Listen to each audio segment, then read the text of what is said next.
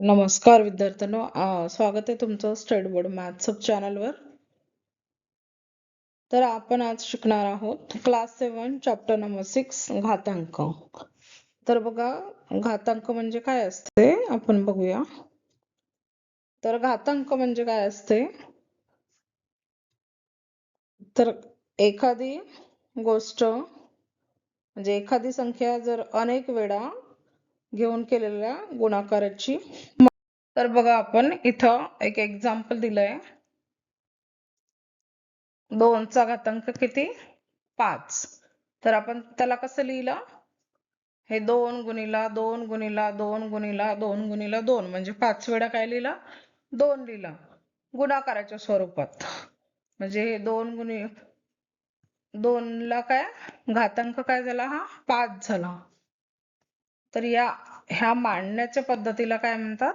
घातांक म्हणतात. ठीक आहे. तर इकडे बघा, तर हे 2/5 काय आहे? तर 2/5 हे काय गुणाकाराचे काय आहे? घातांक रूप आहे. 2/5 हे जे दिला इथं हे काय? तर गुणाकाराचे घातांक रूप आहे. तर ही 2/5 काय झाली? ही घातांकित संख्या झाली. ठीक आहे. ही काय झाली? तर ही घातांकित संख्या झाली. ठीक आहे. आपण त्याला कसं लिहिलं? हे 2 गुणिला 2 गुणिला 2 गुणिला 2 गुणिला 2 म्हणजे हे 2चा गुणाकार किती केला आपण? 5 वेळा केला.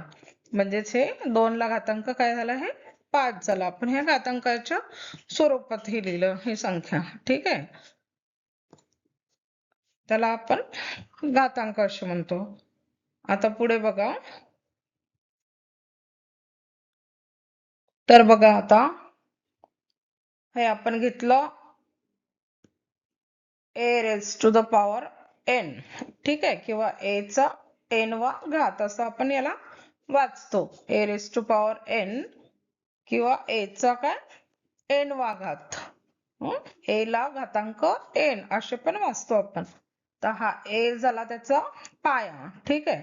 आणि n झाला त्याचा घातांक किंवा index.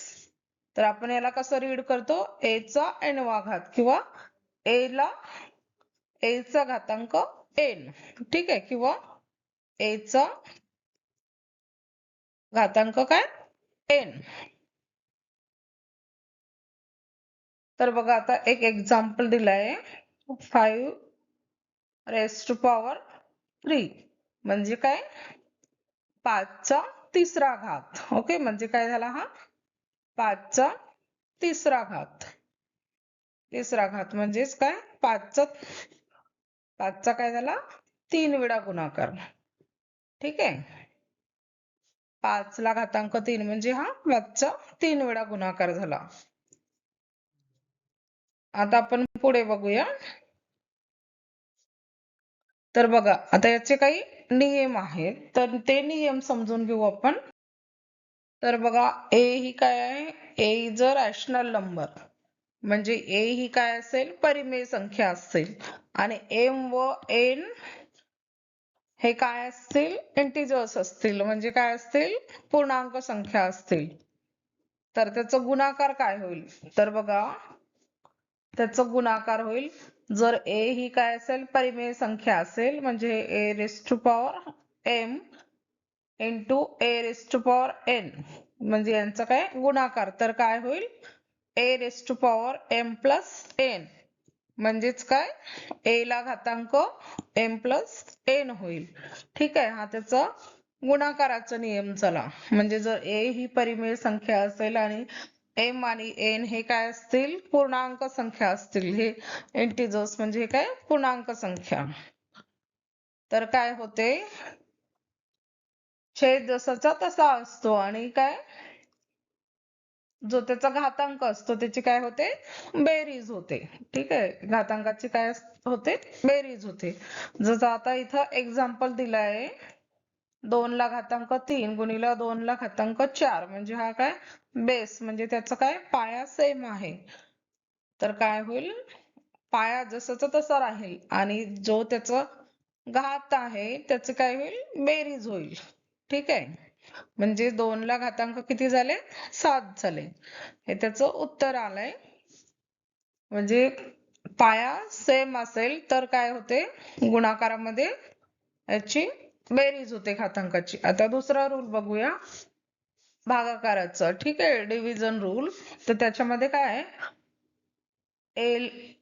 a raised to power m भागीला a raised to power n. ठीक आहे. तर त्याच्यामध्ये काय होते? जर त्याचं काय, हा पाया काय आहे? सेम आहे, म्हणजे हा a आहे, तर घातांकाची काय होते? वजाबाकी होते. ठीक आहे. म्हणजेच हे काय झालं? a raised to power m minus n झालं. तर आता एक्झाम्पल घेतलंय आपण. 5 ला घातांक हे किती? 8 भागीला 5 ला घातांक हे 3. तर हे काय झाले? हा बेस जसाचा तसा राहील, हा पाया, आणि यांची काय झाली? वजाबाकी झाली. म्हणजेच उत्तर काय आलं? 8 मधून 3 गेले, हे 5. ठीक आहे. म्हणजे 5 ला घातांक 5. जर काय असेल, भागाकार असेल, तर काय होते? घातांकाची वजाबाकी होते. आता पुढे बघूया. आता बघा, आता इथं तिसरा काय आहे? Power of 0. ठीक आहे. म्हणजे कुठल्याही संख्येला काय पॉवर किती असेल? 0 असेल तर त्याचं उत्तर नेहमी 1 येतो. म्हणजे कुठल्याही संख्येचा 0वा घात नेहमी काय असतो? 1 असतो.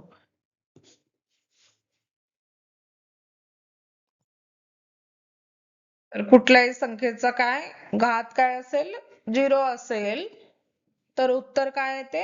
1 येते. ठीक आहे. आता इथं दिलंय a raised to power 0 equal to 1. आता इथं 5 raised to power 0 equal to also 1. म्हणजे कुठल्या पण संख्येचा घात काय असेल? 0 असेल तर काय येतो? उत्तर 1 येते. आता हे बघा, आता चौथा बघा, निगेटिव्ह इंडेक्स. ठीक आहे. ह्याच्यामध्ये काय आहे? तर बघा, हे a ला कुठला? मायनस m, a चा घातांक मायनस m, म्हणजे काय आहे? निगेटिव्ह. तर काय होईल? 1 by a raised to power m. ठीक आहे. 1 by a raised to power m. जर इथं काय असेल? मायनस असेल. ठीक आहे. जर इथं मायनस असेल तर काय होईल? इथं 1 by a raised to power m होईल. आता बघा, पाचवा काय आहे?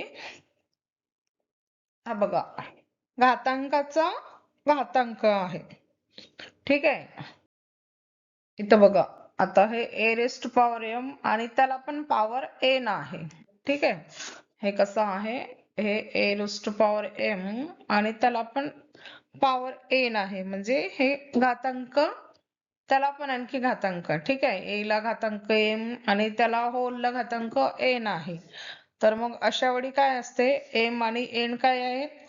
ह्या पूर्णांक संख्या. m आणि n काय? m आणि n काय असतील?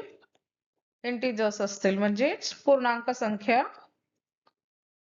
ठीक आहे. m आणि n पूर्णांक संख्या असतील.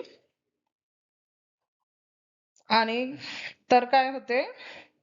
आणि a आणि काय? m आणि n ह्या पूर्णांक संख्या असतील. तर काय होते? a ला पॉवर हे m, त्याला पॉवर काय? n आहे, ते यांचा काय होईल? गुणाकार होईल. हे बघा, a ला घातांक m गुणिला काय होईल? n होईल. ठीक आहे. म्हणजे ह्या दोघांचा काय होईल? गुणाकार होईल, m आणि n च. आता पुढे बघा, पुढे काय आहे आता? तर आपण हे एकदा रिकॉल करूया. ठीक आहे. हे काय आहे? हे a ला घातांक m गुणिला a ला घातांक n, म्हणजे ह्या दोघांची काय होईल? बेरीज होईल घातांकाची. ठीक आहे. हे a ला घातांक m प्लस n झालं. आता दुसरा रूल काय आहे? a ला घातांक m भागीला a ला घातांक n, तर ह्या घातांकाची काय होईल? वजाबाकी होईल, म्हणजे a ला घातांक m मायनस n, आणि हा पाया जसाचा तसा राहील याचा. आता हे a ला घातांक m ला घातांक n, म्हणजे ह्या दोन्ही घातांकाचा काय होईल, हा गुणाकार होईल. ठीक आहे, म्हणजे a ला घाताला घातांक m गुणिला n आणि हे a ला घातांक काय शून्य म्हणजे a रेस टू पॉवर 0. तर त्याची व्हॅल्यू काय असते, नेहमी 1 असते. आणि हे कुठल्याही संख्येचा पहिला घात, हा काय कुठल्याही संख्येचा पहिला घात, हा काय पहिला घात म्हणजे काय असते, तीच संख्या असते. हे काय तीच संख्या असते.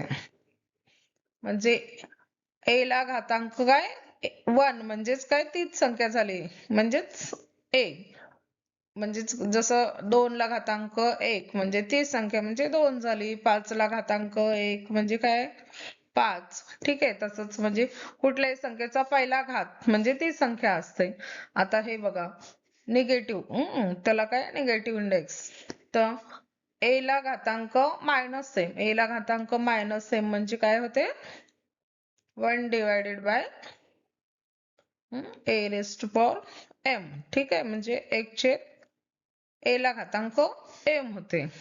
तर हे त्याचे रूल झाले. तर हे रूल तुम्ही लक्षात ठेवा.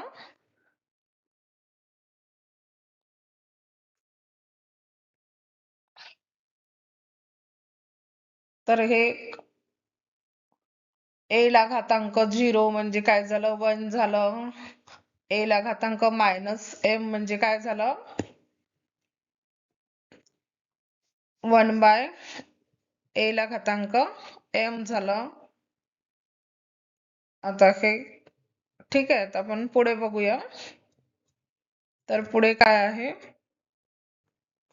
कोणत्याही संख्येचा दुसरा घात, कोणत्याही संख्येचा काय दुसरा घात, कोणत्याही संख्येचा दुसरा घात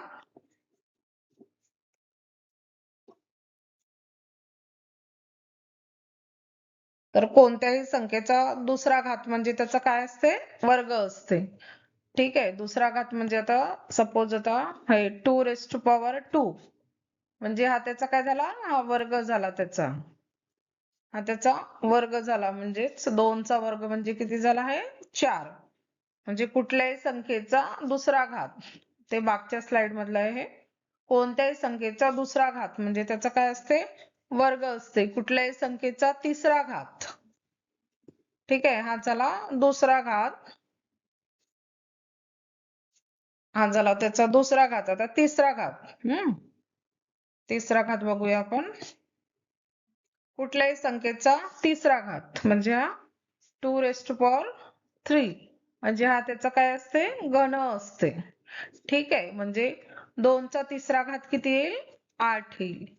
ठीक आहे, म्हणजे 2 चा किती वेळा 3 वेळा गुणाकार. ठीक आहे, 2 गुणिला 2 गुणिला 2 म्हणजे किती झाले हे 8 झाले. ठीक आहे, तसंच आता बघा 3 चा दुसरा घात, 3 चा दुसरा घात किती येईल 3 गुणिला 3 म्हणजे किती झाले हे 9 झाले. आता तिसरा घात बघा, आता 5 चा तिसरा घात बघा, 5 चा तिसरा घात किती येईल 5 गुणिला 5 गुणिला हे 5 म्हणजे किती झाले 5 चा 5 25, 25 5 125. ठीक आहे, म्हणजे हा 5 चा तिसरा घात झाला. म्हणजे तिसरा घात म्हणजे काय असते तर घन असते आणि दुसरा घात म्हणजे वर्ग असते. तर अशा प्रकारे आपला हा घातांकाचं इंट्रोडक्शन झालंय. तर पुढे आपण याचं सराव संच सोडवूया. तर तुम्हाला व्हिडिओ आवडला असेल तर लाईक करा, शेअर करा आणि सबस्क्राईब करा. थँक्यू.